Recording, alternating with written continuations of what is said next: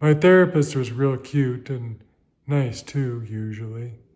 I saw her get upset once, though.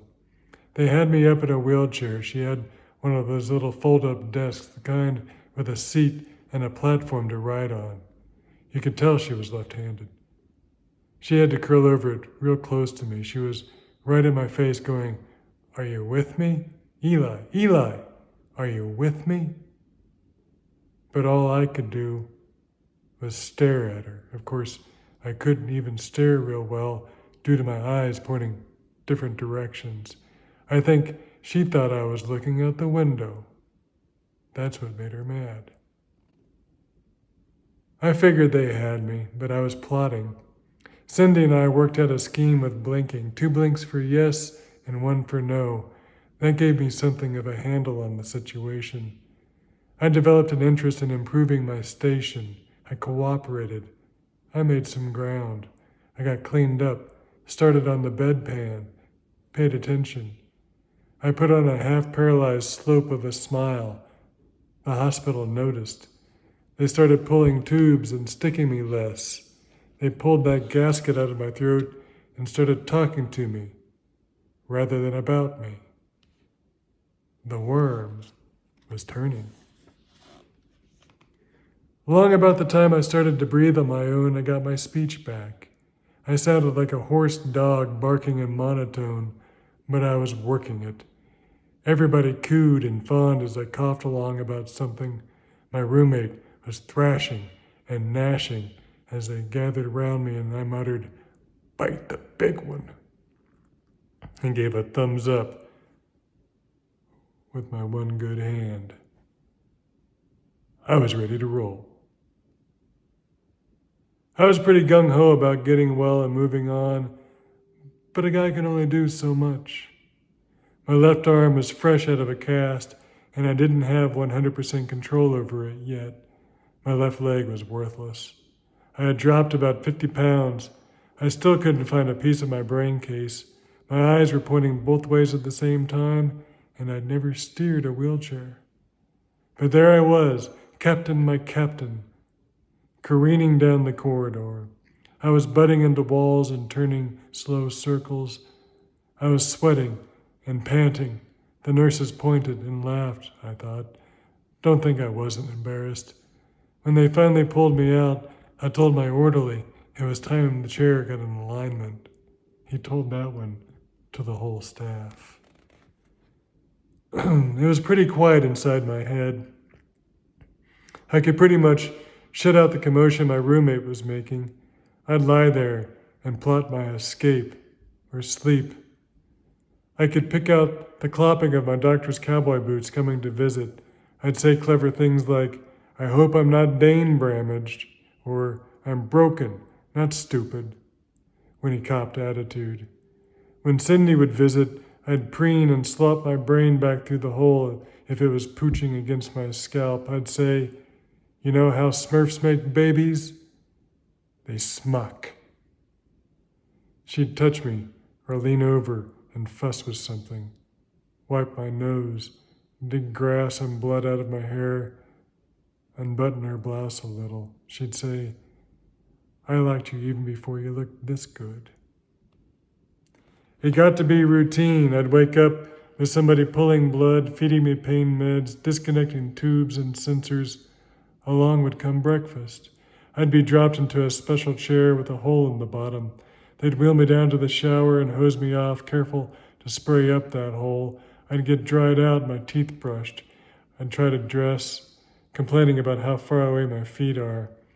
I'd wheel down to my cute therapist, and she'd make me memorize phone numbers or make fun of my voice, try to beat me at Trivial Pursuit, stick a frozen spoon down my throat to get me to remember how to swallow, or stick some winch on my elbow or ankle to straighten them.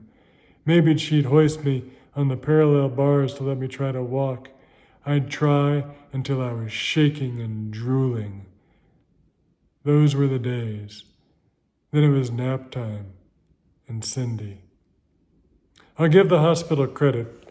They knew what they were doing. I was getting stronger, got my hair cut the same length, got more lucid, started turning down pain meds, and the left side started to listen. I smiled. They stuck a helmet on my head and gave me a walker. I took off on that and got pretty good. I went as fast as I could, everywhere. They gave me a cane. They gave me solid food.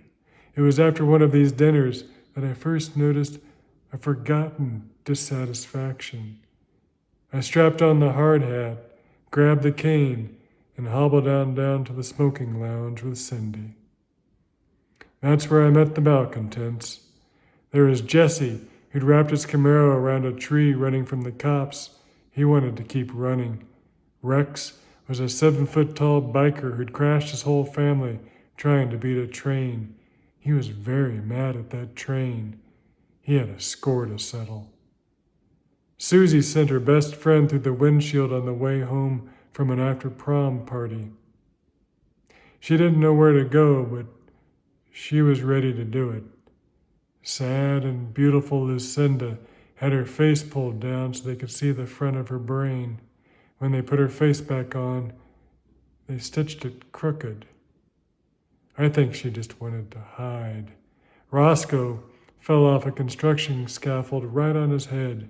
He wanted to bust out and get drunk. I was probably the worst case. I wanted to start life again. Somehow a season had passed. Along came Halloween and a pumpkin carving contest. I set my jack-o'-lantern on its side with the stem for a nose. I knifed out a hole over its parietal and temporal lobes and scooped out the guts. I finished it off with an adult grin and eyeballs going both ways. I won first prize, good for an ice cream sundae down the street. The staff made a haunted house for the patients.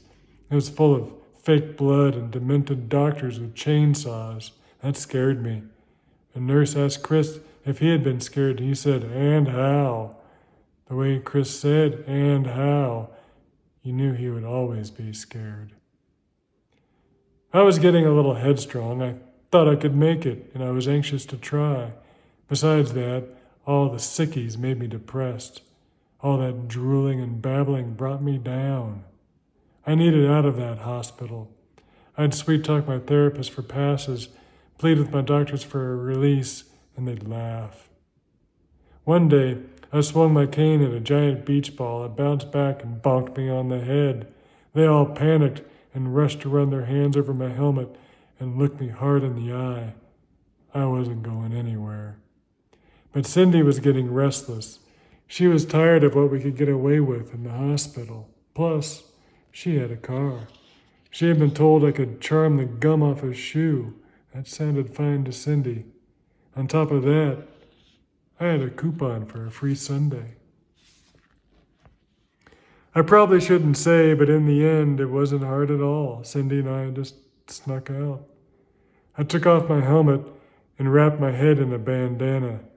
I balanced on her arm and slipped up behind the intensive care unit desk to the elevator, down a couple floors and quietly along the side of the hallway, blending in, acting natural, merging toward the door.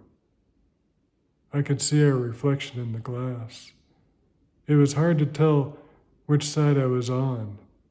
Was I on the inside or the outside? I braced myself for a fall and started walking.